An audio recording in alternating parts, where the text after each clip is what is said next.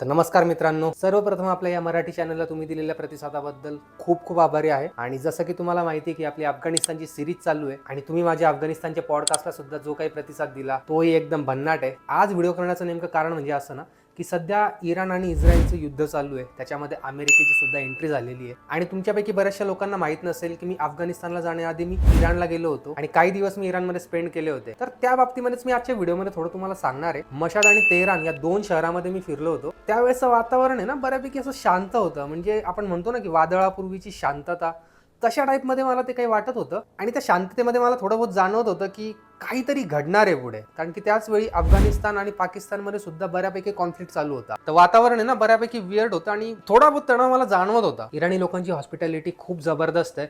तिथले लोक खूप जास्त चांगल्या प्रकारे भारतीयांना ट्रीट करतात, खूप आदराने बोलतात, बऱ्यापैकी सगळी जेवढी जास्त त्यांच्याकडून मदत होईल तेवढी जास्त मदत करण्याचा प्रयत्न करतात। जे काही 8-10 दिवस मी इराणमध्ये फिरलो ना, त्यामध्ये मला असं काही जाणवलं की इराण बऱ्यापैकी रहस्यमयी आहे। म्हणजे इराणची जी मेट्रो सिस्टीम आहे, जी अंडरग्राऊंड मेट्रो आहे, तो एक खूप कुतूहलाचा विषय आहे। आणि त्या मेट्रोमध्ये तुम्ही फोटो व्हिडिओ नाही काढू शकत। मी एखादा फोटो काढला असेल, माझ्यासोबत 2-3 मुलं होते, लोकल मुलं होते, त्यांनी काढून दिला मला फोटो, पण जनरल तिथे फोटोज वगैरे काढत नाही, व्हिडिओज वगैरे काढू दिले जात नाही। पूर्ण असं गूढ असं पूर्ण मेट्रोचं जाळं आहे पूर्ण जमिनी खालून। त्यामुळे सगळ्यात मोठा एक प्रश्न असा पण आहे की भारतीय लोक तिथे सुरक्षित आहेत का इराणमध्ये? तर जो काही मी तिथे अनुभव घेतला 8 ते 10 दिवसांमध्ये, तर मला तर बिलकुल सुरक्षेचा प्रश्न जाणवला नाही। जसं मी सांगितल्याप्रमाणे शांतता होती, पण सिक्युरिटी पण बऱ्यापैकी होती।